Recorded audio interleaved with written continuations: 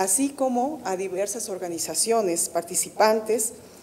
y a los señores diputados, de los cuales hemos tenido el honor de escucharlos al inicio de este gran evento, de la Ciudad de México, en un tema de relevancia mundial como es la trata de personas. De igual manera, el presidente de nuestra Casa de Justicia capitalina envía un afectuoso saludo a todas y a todos ustedes, y especialmente a nuestros invitados extranjeros. Bienvenidos todos a este país. Y sobre todo una disculpa por la imposibilidad material a estar presente con ustedes este día.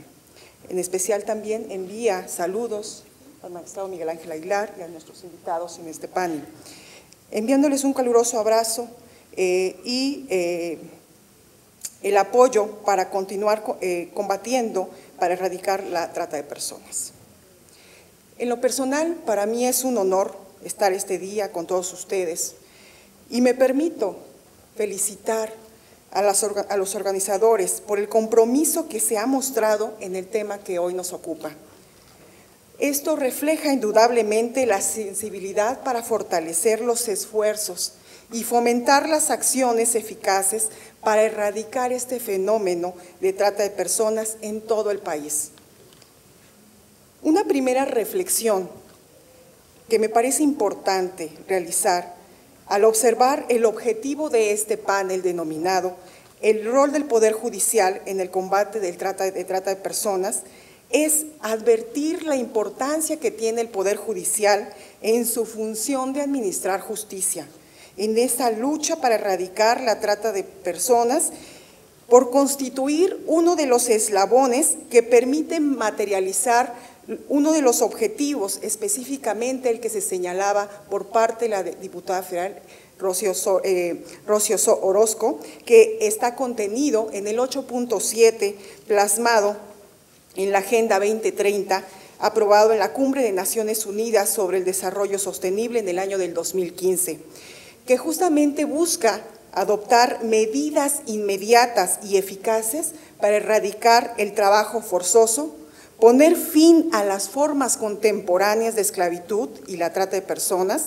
así como asegurar la prohibición y eliminación de las peores formas de trabajo infantil,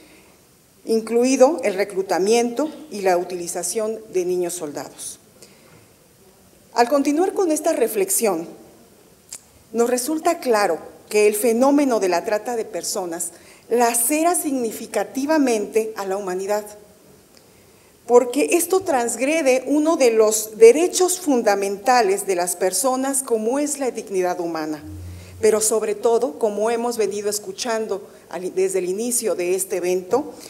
de quienes se encuentran en una especial condición de vulnerabilidad, como son niños, niñas, mujeres. Es por ello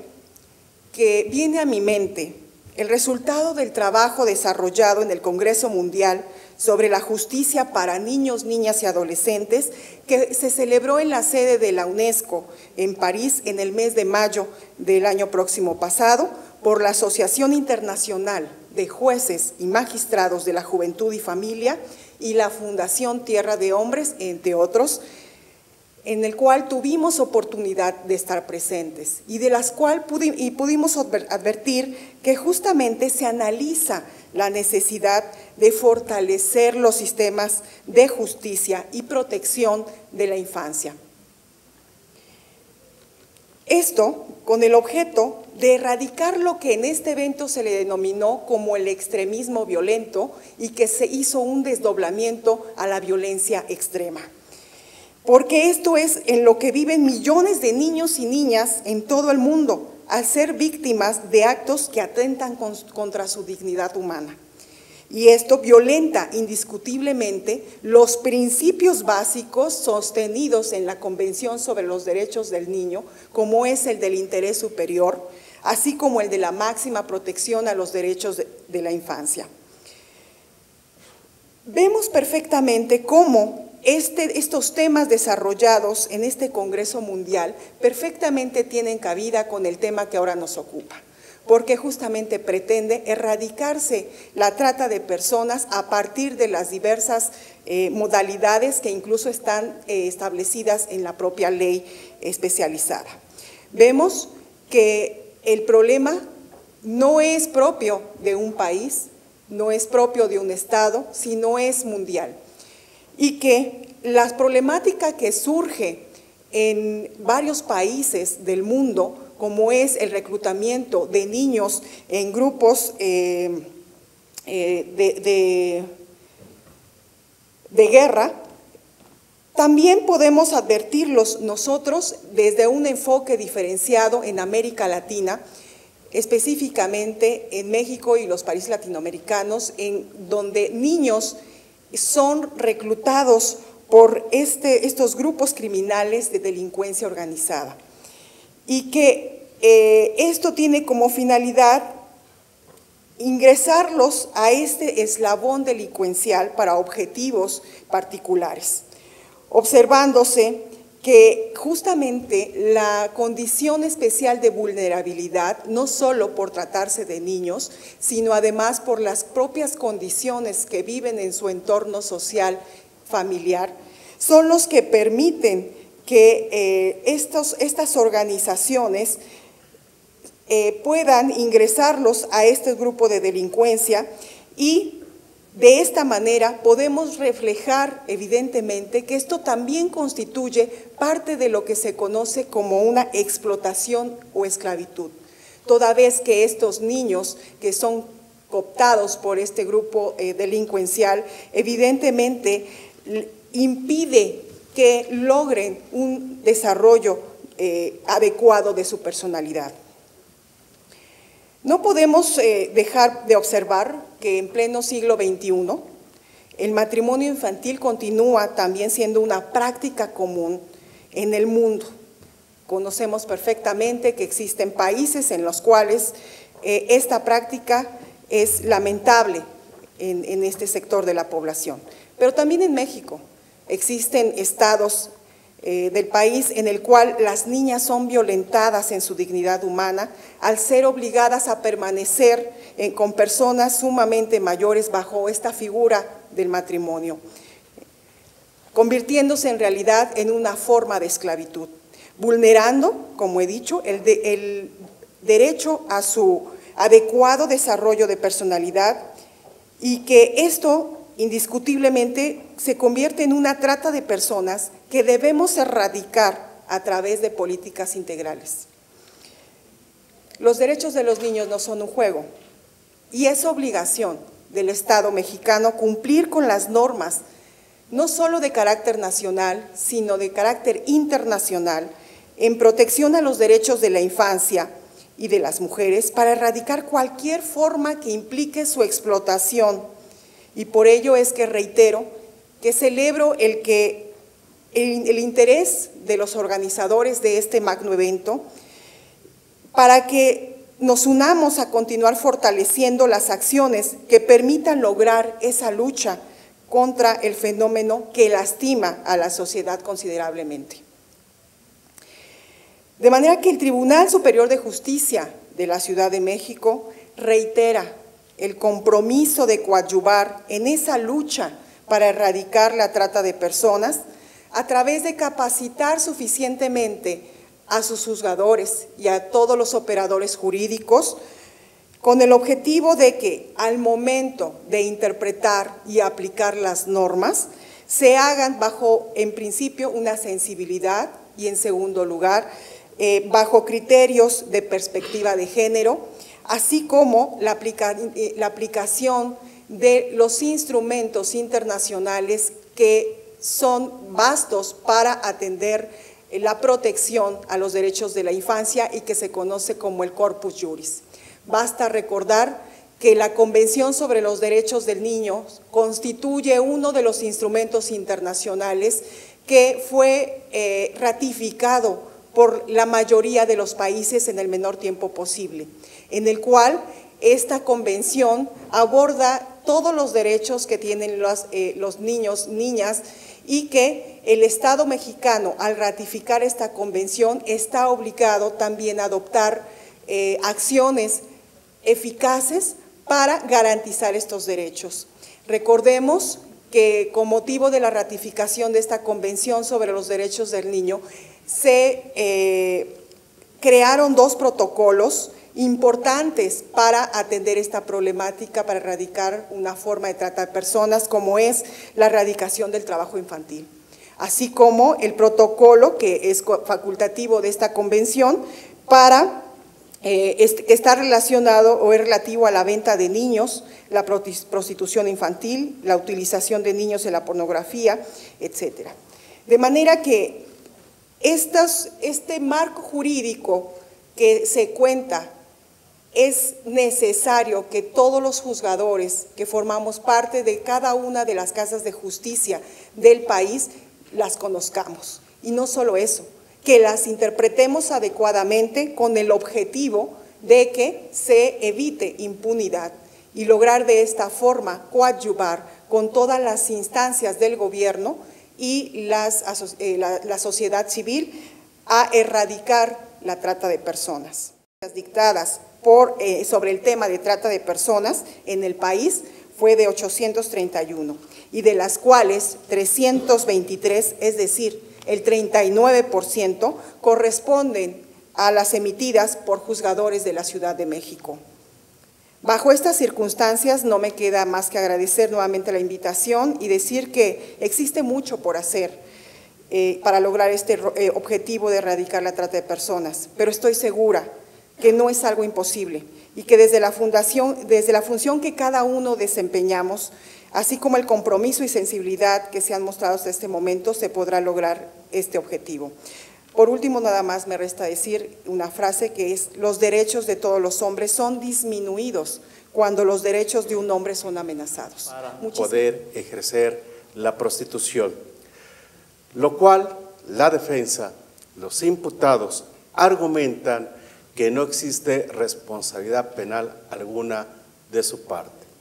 Los casos concretos son aquellas personas que prestan habitaciones, cuartos en hoteles para el ejercicio de la prostitución. Las mujeres pagan una cuota, los clientes pagan una cuota para poder prestar el acto sexual en estos cuartos de hoteles. Vuelvo a hacer el señalamiento inicial. Son penalmente responsables cuando las mujeres expresamente manifiestan su consentimiento para ejercer la prostitución. Hay jueces en nuestro país que han exculpado y declarado inocente a los acusados y hay jueces que los han condenado. Las restricciones a las mismas, nuestra Constitución señala que los derechos humanos podrán ser restringidos en el propio orden constitucional, por lo que sostengo a priorísticamente que los derechos humanos no son absolutos, cuando la propia restricción, sí, la propia Constitución hace restricción. Lo único que no puede restringirse es la dignidad humana, en mi opinión.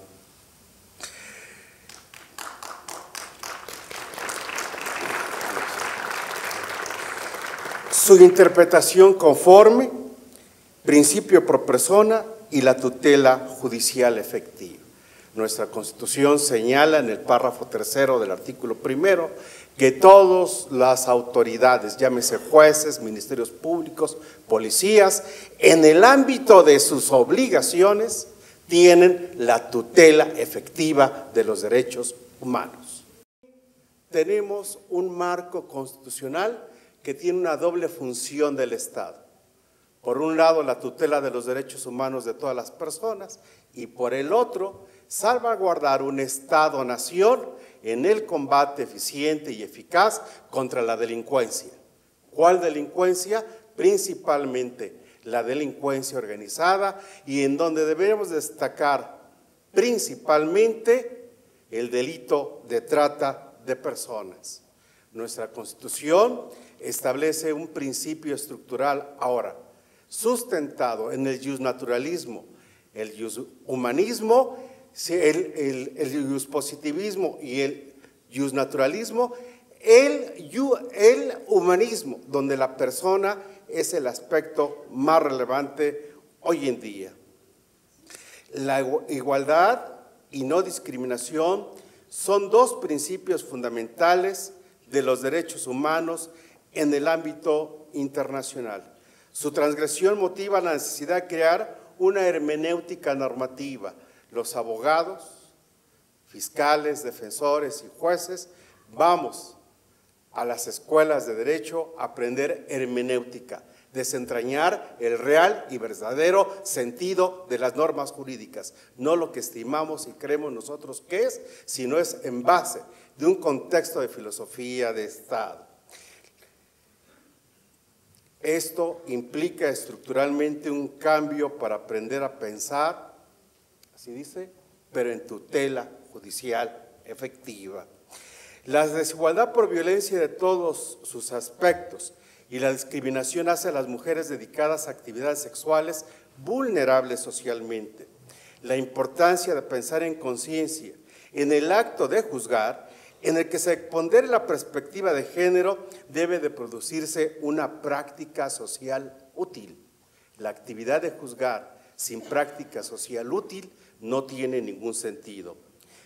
Por ello, debe de profesionalizarse a los jueces en la conciencia de juzgar en perspectiva de género, con bases constitucionales y en los tratados, en un derecho fundamental de toda mujer vulnerable, a tener una vida digna. Analizar la voluntad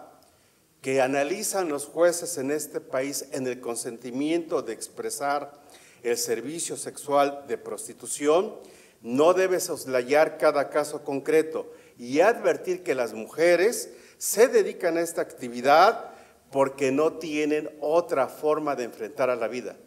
Tienen hijos enfermos, no tienen trabajo, tienen pobreza extrema, tienen familiares dependientes económicos, carecen de estudio y de formación y de estructuras en mucho sentido.